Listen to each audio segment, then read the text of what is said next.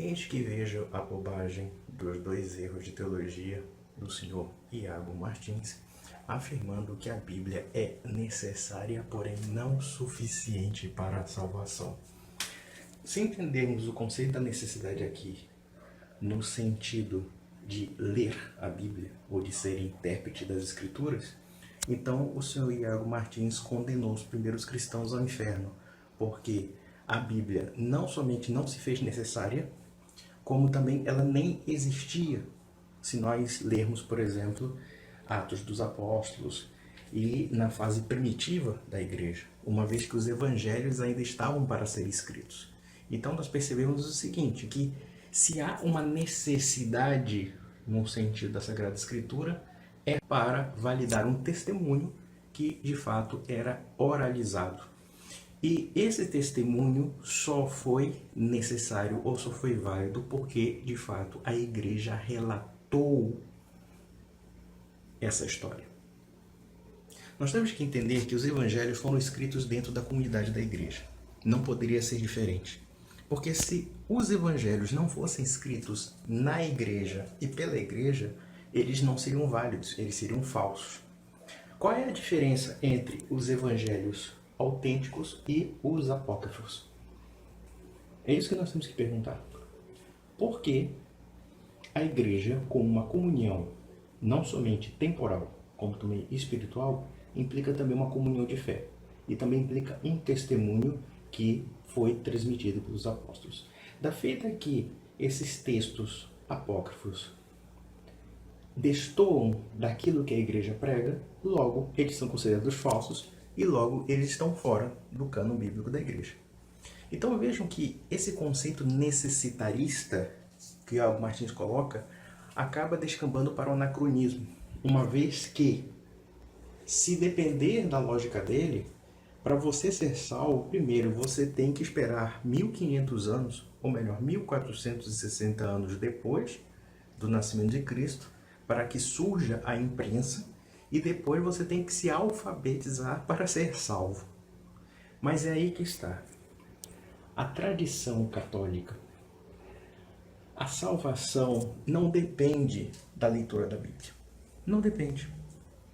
Pelo contrário, depende de seguir a mensagem da igreja, entre os quais a Bíblia está contida como testemunho. É isso que nós temos que entender. Naturalmente que a Bíblia, como testemunho, é um elemento primordial do conhecimento daquilo que nós temos dos evangelhos, obviamente.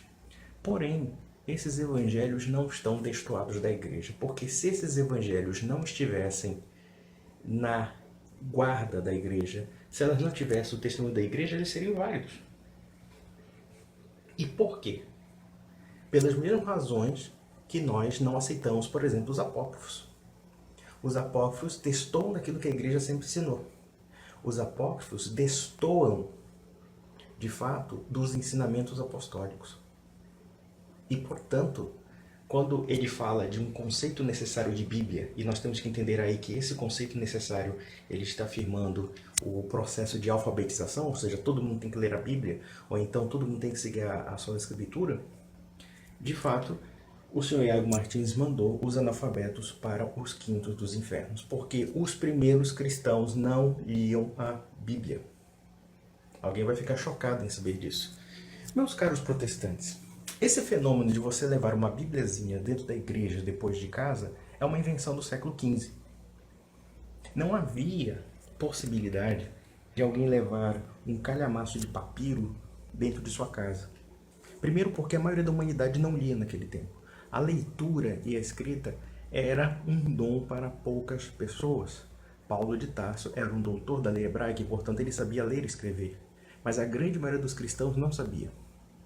A maioria da população do mundo, inclusive a população judaica, não sabia.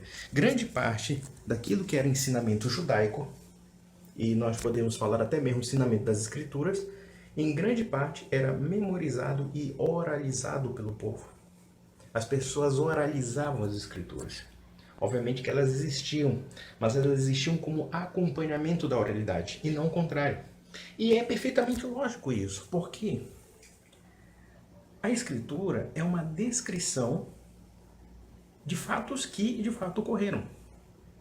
Tudo o que o protestante faz quando ele se apega desmesuradamente ao livro é uma espécie de fetiche do livro, é uma espécie de idolatria do livro.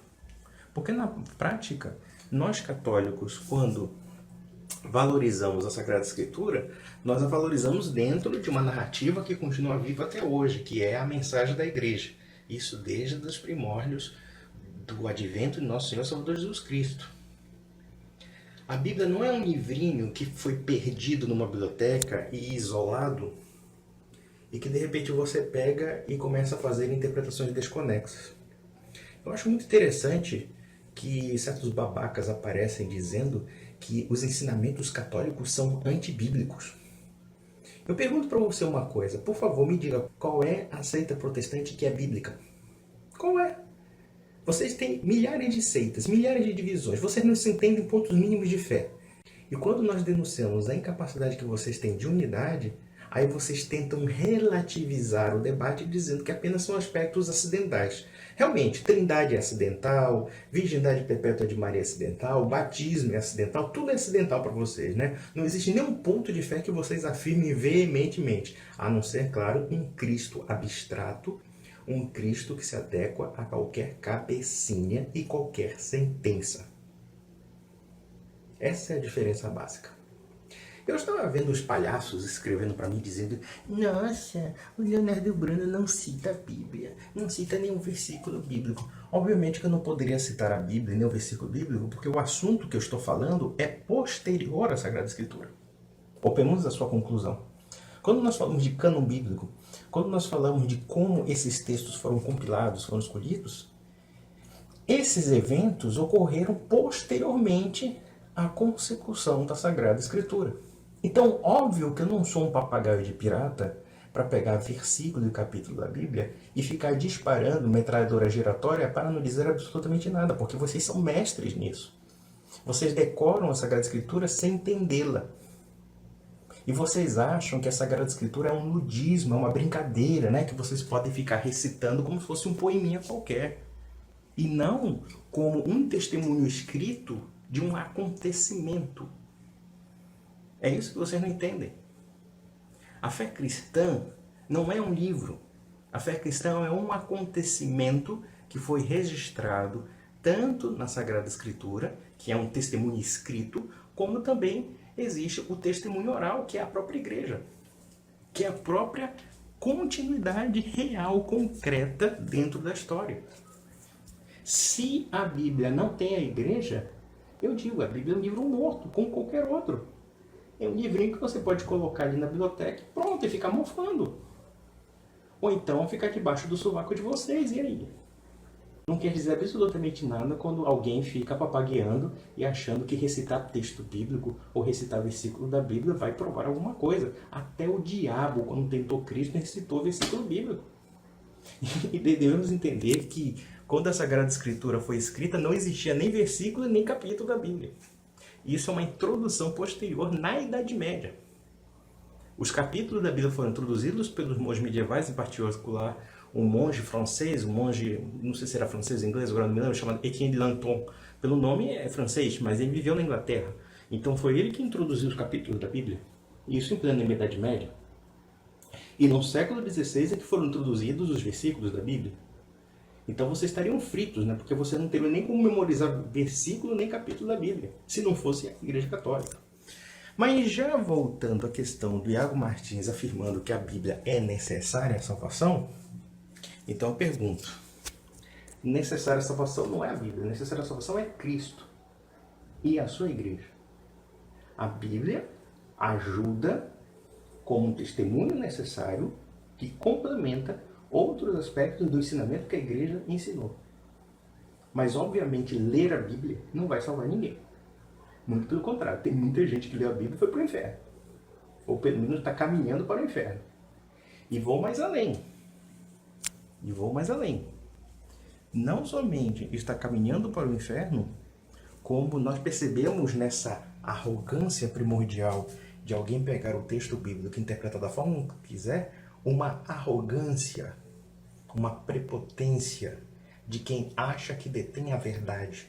É interessante esse pessoal falar da Igreja Católica extra-bíblica ou antibíblica, quando na verdade ele se coloca como autoridade maior para falar em nome da Bíblia. Vocês passam 30, 40 mil seitas. Claro, o Iago Martins ficou horrorizado. Nossa, 30 mil, 40 mil, isso na verdade é só 9.900. Bom, se você acha que existem 9.900 heterodoxias distintas e isso acha, e você conclui que isso não desmoraliza o protestantismo, então paciência. Mas já voltando ao assunto, de fato, há um filósofo espanhol chamado Gustavo Bueno que falava a mesma coisa que eu estou falando aqui. Ou seja, que o fenômeno da leitura bíblica em massa é um fenômeno da imprensa, nem mesmo da reforma, da imprensa. Já que a primeira publicação foi a Bíblia pelo Johannes Gutenberg. E o próprio Gustavo Bueno dizia que, e falando em castelhano, né, ele dizia que se depender da lógica da reforma, os cristianos estariam todos rodidos, estariam todos fudidos, porque simplesmente como ninguém lia a Bíblia, ou seja, só aquelas pessoas mais doutas, e esse zelo era justamente preparado para que não houvesse uma interpretação errada, já que havia o zelo pela tradição, o zelo pelo magistério, pelo ensino da igreja. Então, quer dizer, não qualquer pessoa que tem capacidade intelectual de ler a Bíblia. A Bíblia é um livro muito difícil, é um livro muito complexo. Não é um livro para qualquer pessoa. É por isso que nós vemos coisas extremamente bizarras dentro da margem da leitura da Sagrada Escritura vinda de segmentos protestantes. Que seja, sei lá, aquele pedreiro que comeu a vizinha porque leu um capítulo errado de Oséias, seja, sei lá, o tal do Cabo Daciolo esperando o juízo final, seja o Iago Martins falando das imprecisões horrorosas, né, ou então as bobagens relacionadas à virgindade perpétua de Maria, ou então falando que Maria é mãe de Deus e não é mãe de Deus, ou seja, o Iago Martins inventou uma categoria estranha, né, uma pessoa que é e não é ao mesmo tempo. Porque segundo ele, segundo a lógica brilhante dele, ele afirmou o seguinte, que a Virgem Maria não poderia ser mãe da Trindade, só mãe do Filho, que no caso é o próprio Jesus Cristo. E, portanto, ela poderia ser, digamos, pode ser mãe de Deus, mas pode não ser mãe de Deus, porque não é totalmente Deus. Quando eu vejo uma coisa como essa, o absurdo que o senhor me falou, porque ele está relativizando a divindade de Jesus Cristo ao afirmar isso. Já que, quando Jesus Cristo, gerado pelo Espírito Santo no ventre de Maria, ele se torna carne, nós temos que entender que a substância divina de Cristo é a mesma substância do Pai e a mesma substância do Espírito Santo. Ou seja, o Filho encarna no ventre de Maria com a substância da Trindade. Como é que esse trouxa não percebe algo óbvio? Um desgraçado que diz lepatriz, que faz uma baboseira dessa, não sabe nem o que é Trindade, meu Deus do céu. Ai, caralho. E veja, eu não tenho intenção de desmerecer o Iago Martins ou de, sei lá, de acabar com o magistério dele lá, o magistério ordinário lá da seita dele. Eu não estou querendo essa intenção. Eu não tenho intenção de querer aniquilá-lo ou coisa parecida, mas sim de alertá-lo, porque ele espalha erros, ele espalha equívocos. E equívocos que, no meu entender, para um teólogo, são bastante primários até. Até um teólogo protestante, porque nem um teólogo protestante preparado cometeria um erro desse. Então, meus amigos, eu estava vendo aqui, né, um amigo meu mandou um vídeo, acho que foi o que eu gravei. Eu estava vendo um vídeo que eu publiquei e que foi, inclusive, divulgado no Conde Lopé Filmes, os comentários que os protestantes fazem a respeito daquilo que eu digo. É coisa mais ridícula do que outra, porque eles não refutam o que eu estou falando. Mas enfim, o que a gente pode fazer, né? Vamos ver se esse pessoal toma um chá de Simancol. Então, meus amigos, é isso. Estou um pouco cansado hoje, mas até a próxima.